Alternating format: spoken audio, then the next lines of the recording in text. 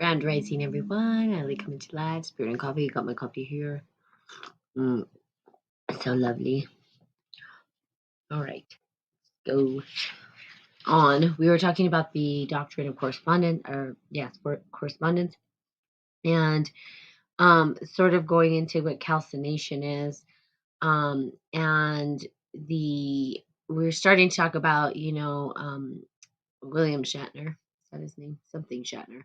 Anyway, how he had a encounter with UFO, changed his life. And so um we'll talk about it. Okay. By the time Shatner contacted me, he was getting a little impatient. He thought he was chosen to lead the earth to contact with an extraterrestrial civilization, could not understand why they had not returned for him. He wanted to put me in touch with the people who were telepathic contacts with alien intelligence. He even asked what I thought about a couple who were traveling throughout the United States recruiting members to be taken aboard UFO and leave the planet. Now, no, a Heaven's Gate, a couple of moments at a time, was called him, which stood for human individual metamorphosis. He attended one of the recruitment meetings in Oregon, um, going by the name of Bo Nettles. And they claimed to be two UFO beings, the next level above human, which to me is crazy. Uh, I don't know that all of this stuff is stuff that I personally believe that they're above humans and here to help us in the transition. They said there were two witnesses who were prophecy from Revelations and predicted they would both die as an ascension, and be resurrected by UFO. Each true seeker of the next kingdom. Um, so they must walk through the door of life, leaving behind his career, security, loved ones, and single attachment. Don't do that. I'm not telling you to do that, and please don't hear me say do this. Um, but the calcination, right, is the ability to transcend time space, and we can do that. And no, we don't need UFOs to come get us. UFOs, the ancient astronaut theory, and all that kind of stuff. Do I believe they exist? Yes. Do I believe that perhaps there are these beings that are maybe more intelligent or highly sophisticated beyond us? Yes. I do believe that human beings, although it may sound very harsh, but I'm a human being as well, right? I'm occupying a human vessel right now. That the human being has so many. We're self sabotaging. Let's just put it that way. We're our own worst enemy, and so I can't say that we're the most intelligent species. In fact, I would say just the opposite because we repeat the same patterns, we self sabotage. Good morning, Christina. And we hurt ourselves in many ways, rather than allowing ourselves to love ourselves, to work in harmony with nature. Now, it was programmed by human beings, but we have a choice and we can transcend that. And really, our awareness and transcendence of this time and space is really to tap into that love for self and love thyself. Not easy, right? And we struggle with this as human beings because we feel we're separate, because we've been programmed, because there's so much out there in our face telling us we're not enough. Be better, be more, do more, this, that, the other, especially now. Okay. So, what's been appealing about these message was that it had a ring of truth, the process of calcination that burns through our egoic world so we can move to a higher level and can be sudden, violent, and disruptive to the status quo. The problem is that this is a natural spiritual process that can take place within the chemistry of the individual. The fires of calcination do not ignite and continue to burn unless you light them yourself within yourself.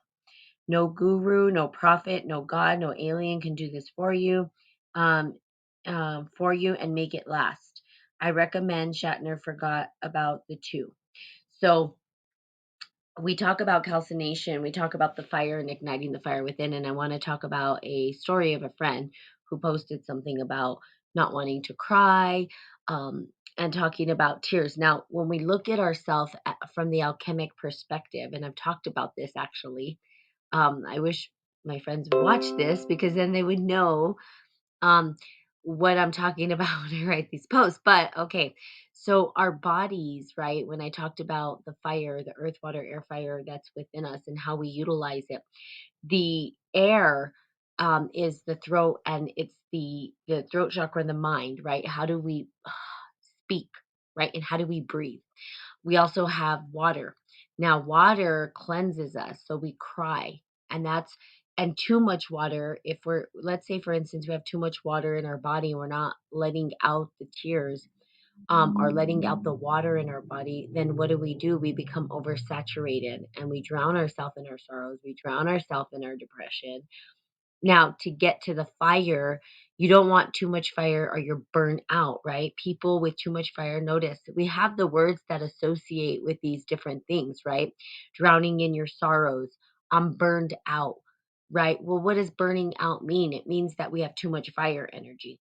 So we need to learn to balance the both. And that's really the trick of the alchemist is understanding the elements within us and learning to utilize them and maneuver through them. So the fire energy, right, if we have too much water, cannot be lit. We can't light it. It just keeps getting suffocated by the water. So we have to allow ourselves to go through that emotional transformation in order to relight the fire. Now, the fire is the motivation that's within us, and we have to light it and ignite it. How do we ignite it? People say, well, how do you stay motivated? How do you do so much? It's because I understand how to work with the emotions. If you know how to work with your emotions internally, then you'll be able to tap into that. Now, when we start to maneuver through these things and we learn to master our emotions, what we then do is allow ourselves to connect to different time and space and other dimensions. So it's really understanding this. And we say, well, move it up through the chakra system, up and down. And so we're using the elements, right, through our body. And the body allows us to transcend time space when we balance all of this stuff within us. So not an easy process. So and it's why some people will have these altered state of consciousness, not necessarily having to do any kind of psychedelic. People can do this, and drumming ceremonies were big. Drumming is a huge one that ignites that within you. It helps to balance out, and I'm pretty sure it's the vibrational frequency of the drum that helps us to balance out those things within us, and then allows us to connect to altered states of consciousness where we can transcend time and space. And people have these instances at times when their body, it maybe goes into shock or something's going on, or maybe they've hit rock bottom or whatever it is, and all of a sudden everything aligns, right? Because it has no other choice. And then there's this huge epiphany, and then you're trying to get to that place over and over again and don't know how to get there. Well, you can. You don't want to stay there forever unless you want to disappear from the planet. And some people do, right? People are like, take me, get the UFOs come and take me off this earth. Well, really, other time and space doesn't mean it's going to be necessarily easier than this earth, right? Could be denser. We could be taking ourselves into a denser space. So to become lighter, we need to understand how to use the elements to release ourselves of the chains and the bonds that we put ourselves under. Good morning. So, calcination, we ignite our own fire, and that fire is the divine will. It allows us to move ourselves forward. It allows us to stay motivated and disciplined, to stay focused, and to actually accomplish the things that we are trying to accomplish. Okay. No guru, no prophet, no God can give it to you. Okay. They travel around in the Pontiac, I explained, and communicate with members by the network of the secret post office boxes. It just doesn't seem all that advanced to me. Plus, they have been identified as a couple from Texas, not outer space. He is the son of a Presbyterian minister, and she worked as a nurse. Both have had a minor run ins with the law. I suspect that if there really are advanced civilizations in the universe, they have passed through the operations of spiritual alchemy, which I totally 100% believe as well, um, and would not need to come to onto us like a used car salesman. Perhaps the tambourine man didn't take Shatner along because the proud human was just not done cooking yet. So, adulterous affairs with guest stars series resulted in a multi-million preliminary suit that led to his second divorce. And then the Memories Star Trek co-star, who was referred to as the Seven Dwarves, have further stripped him of his heroic veneer. Apparently, the calcinating fires of William Shatner's ego still burn. So again, he's talking about really the spiritual alchemic process is not people. It's I could come. The thing is here. Let me just tell you. Let me just be real with you. I could have a huge following of I don't know how many people because people tend to follow lies more than they follow truth, which is interesting to me. People will follow lies before they'll follow truth. Why? Because truth is not things we want to hear. The truth are the hardships in life. If I say I had a secret to your salvation, and I know how to lead you to your salvation, and this and that and the other, and I said all these things, your people's spirits lift up, and then they look to me for answers, and I can say, hey, I have all your answers, and I have your answers to salvation. Now, that, right, being what has happened in the past, we have cults that arise from this because people misuse spiritual alchemy. Spiritual alchemy does have the ability to create and co-create with natural law and to create within this world. And we do see the creation of spiritual alchemy show up. What has happened is the misuse of the information, and so people will misuse this information to misguide and mislead people. See, people are looking for answers. The reality is you have the answers. And if someone isn't telling you that you have everything you need inside of you, I would say that they are perhaps a false prophet, or they are trying to scam you pretty much and say, give me your money for this.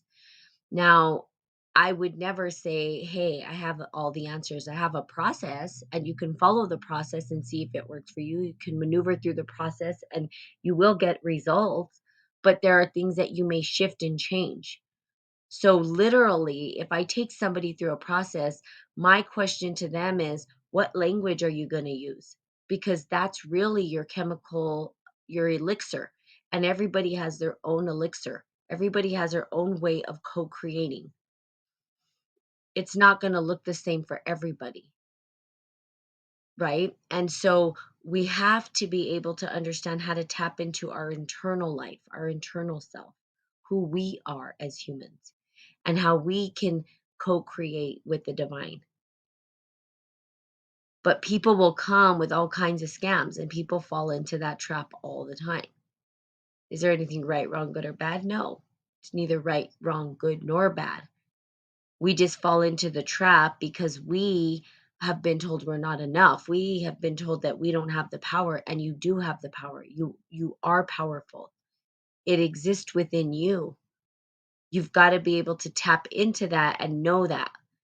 So when you start to understand who you are, what you are, and tap into that power, now you have the ability to co-create. Co-create with the divine, transcend time space, and connect to whatever it is. But people here saying, well, I'm above you, I came from this. That's no, they're human. Yes, their energy that they embody may be coming from somewhere else and giving a message. That's a possibility. But really look at who you follow. There was a guy who did this, he called himself this guru, and he was faking it. I don't know, my sister showed me the documentary, and I wasn't going to watch it because I personally was like, I don't want to watch people who are doing this. But she said, no, just watch it. And I said, okay, fine. So I watched it, and he literally told people that he was a guru. from India and that he knew enlightenment, but he wasn't. He was actually a businessman who was born and raised, I think, in New York. And he wanted to see if people would follow. And they did, blindly. Just followed this guy who says he was a guru. And people followed him as though he had the truth. And at the end, he revealed who he was. And he said, I was a lie. I'm just this big false thing. Some people didn't believe him. And some people were like, oh my God. And some people were pissed. So, they had a different result, a different way of thinking. But the reality is that we can be easily misguided and misled. It's not that hard to do. And people do it all the time. People trick people into cults. There have been people who have taken the purple juice, right? People talk about it all the time. Did you drink the juice? All that kind of stuff, because they want control. They're just leveraging what they know in alchemy to manipulate people. I will not use it for that purpose. And this is why I don't have millions of followers and billions of people just on here all the time.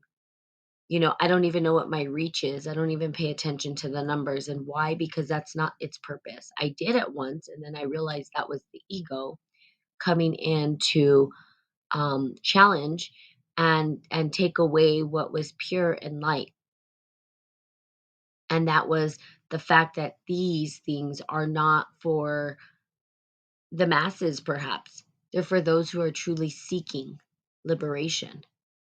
And liberation doesn't come so easily. It doesn't just happen overnight because we have been living under the thumb of oppression our whole life, all of us, because of the misuse of spiritual alchemy.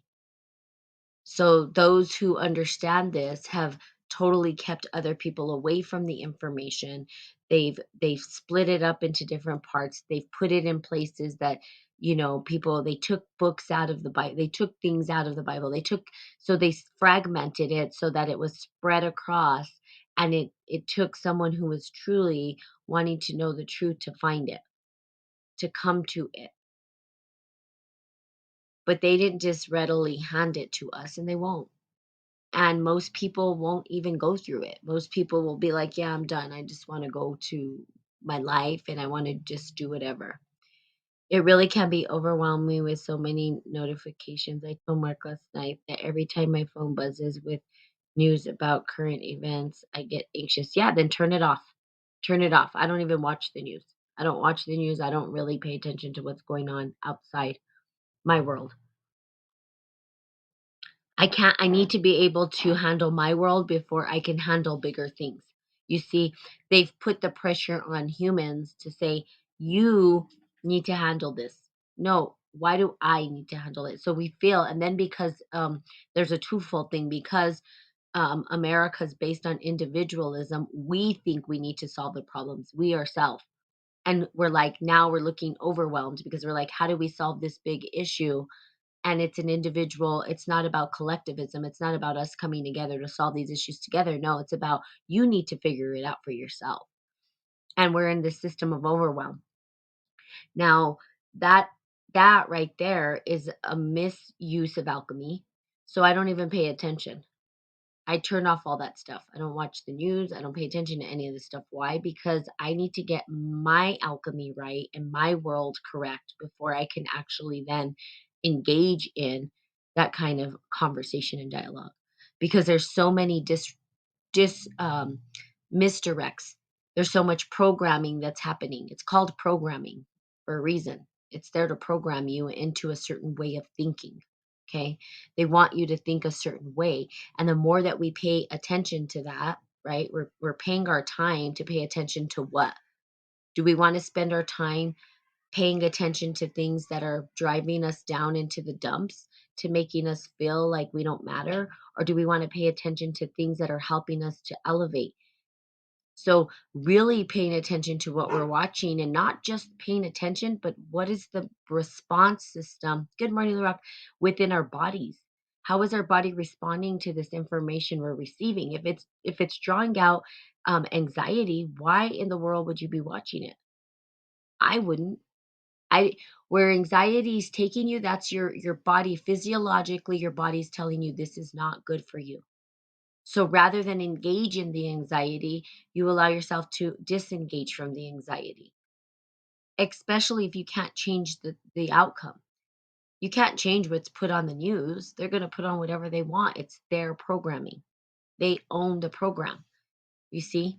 So you've got to own your own program. That's what I'm telling you. Basically, what they're doing is they're putting you under a spell. So the spell, and you got to listen. What is the spell they're trying to put me under? Some people don't really pay attention to language. Language is really important. When you start listening to language and understanding the etymology of words and breaking things down and really understanding what they're actually writing, these writers know what they're doing. They know how to use language. So you ask yourself, what language is being utilized? And when you start to break that down and really understand what is being told to you, you'll understand what kind of programming they're trying to put into you. You don't have to be a part of that. Turn it off. What is the need for you to put on that? That's my question. What would be the need to have that on? Is it helping you or is it hurting you? So, we can live in a perpetual state of fear. And that's what it is. We all know that that's what the news does, right? Good morning, the only crazy lady. And the news does that. We know that. It's fear based. And you know why? Because we're programmed to receive fear better than positive affirmations. We'd rather look at the fear. We're used to that. And we put ourselves in this state of anxiety, and sympathetic system is ignited. And then before you know it, we have so much cortisol and all these things, and our hormones are jacked. And that's why we have all these issues too. It's not just about the food we eat, it's also about the things we watch. What do we feed our brain? Our brain will have a chemical response to the things we feed it as well. And it ignites either the parasympathetic or the sympathetic system. So, too much of the sympathetic system releases cortisol into the blood. That's the fight, flight, freeze. And if we put ourselves into that physiological state of being, um, then what happens to ourselves, even if we're not doing it, is we unbalance ourselves with our hormones. Okay. I'm waiting for the court of ND to call me. The court. What is ND? Are you doing paperwork? I'm part of the international. Oh, oh, North Dakota. The court. What are they calling you for? I'm waiting to create an order, an order that puts people on trial for the greatest act of treason known to man. That's what I want to do. And I don't want anybody to be harmed, but I want them to, well, they're going to have to suffer for what they've created anyway. I mean, they already are. So I can hear the plea and sentencing. Oh, I'm so sorry.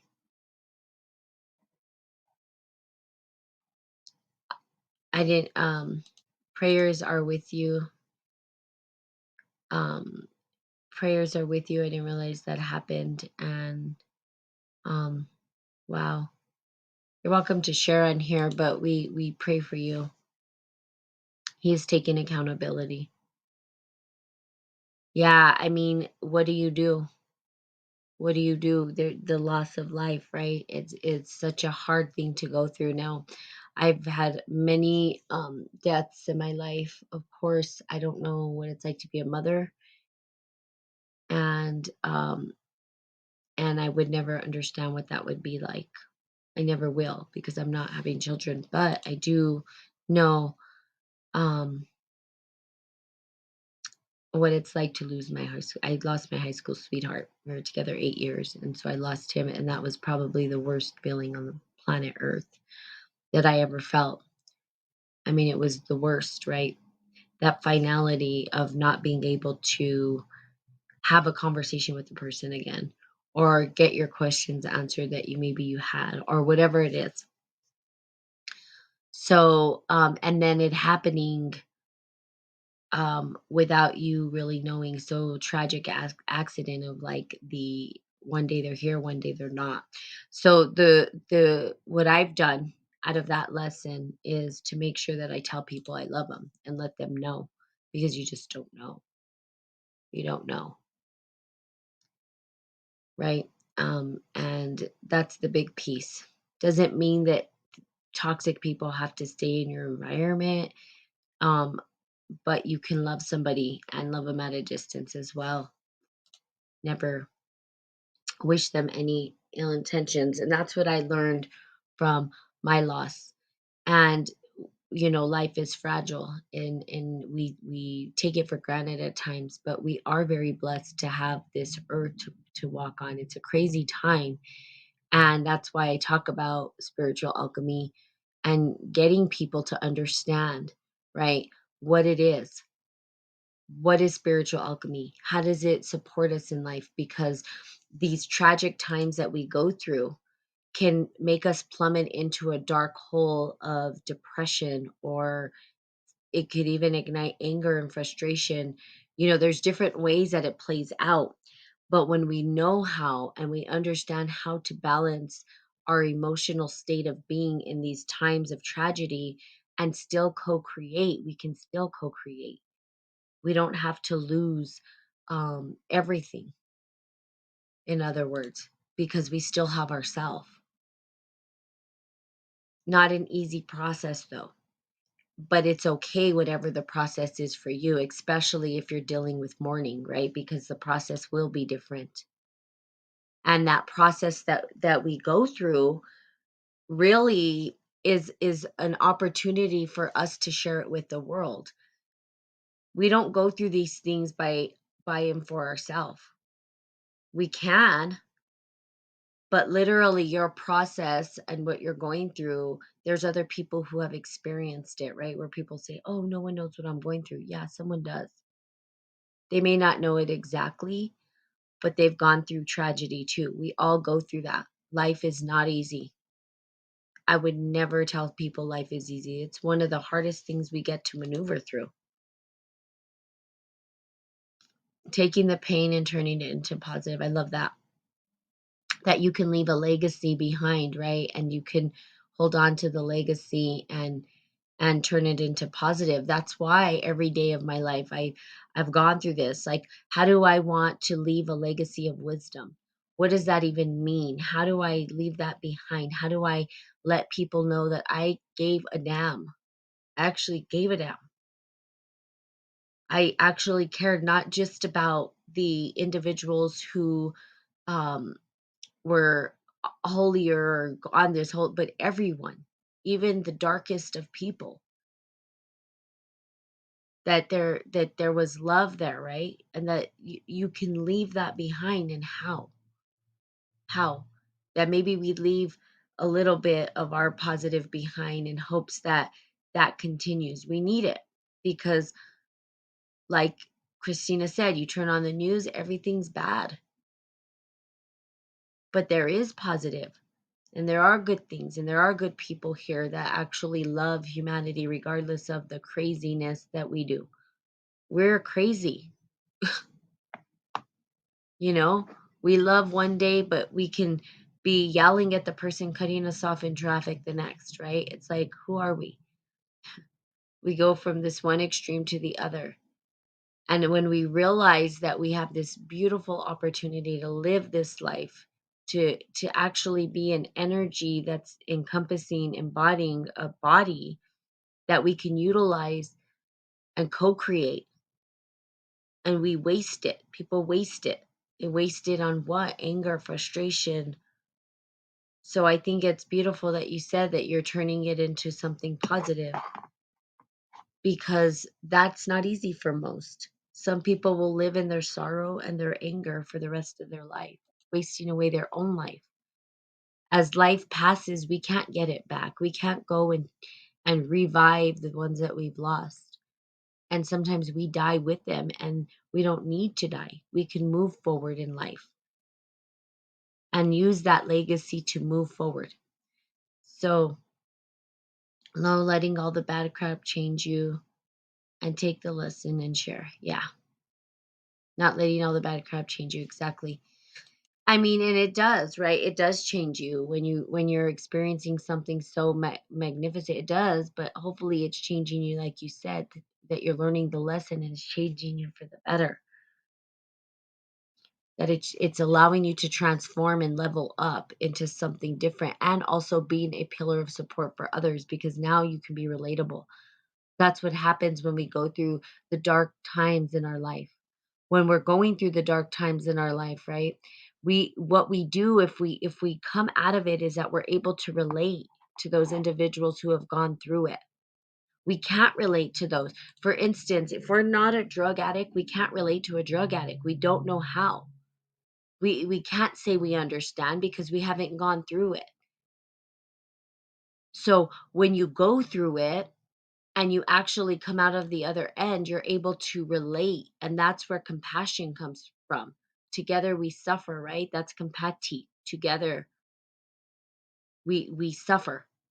We suffer together, but at least we know that we're together and that we have each other and that we can move through these hard times in our life.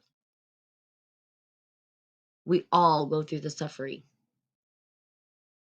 That's Buddhism says it, right? We go to Buddhism, that's the first thing. There is suffering. It's very simple. Guess what? There's a way out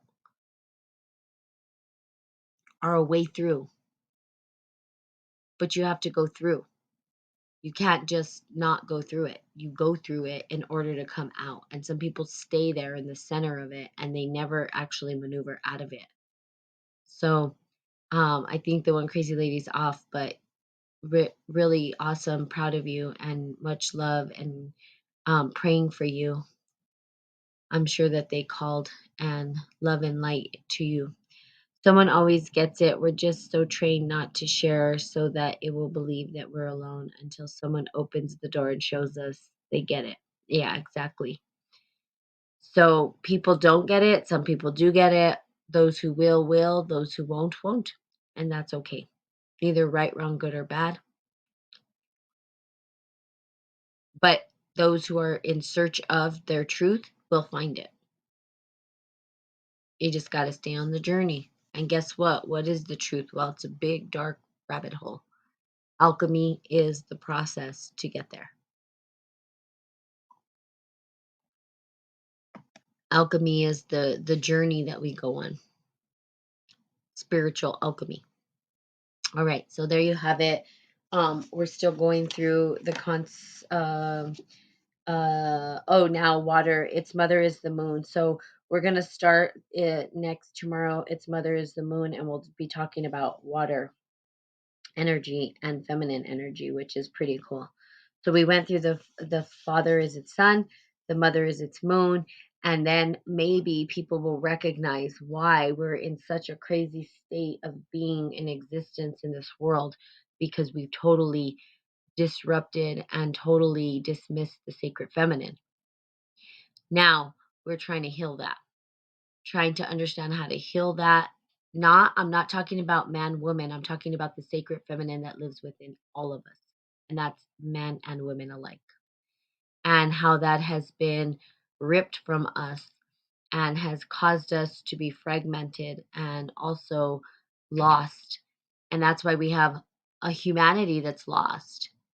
We've taken out the mother. Now, not all humanity, there's still niches and tribes that honor both, and they're living in perfect harmony with nature.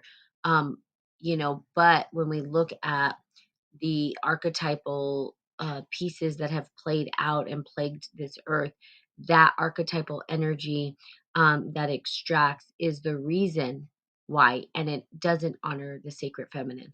It has totally taken the sacred feminine out of it.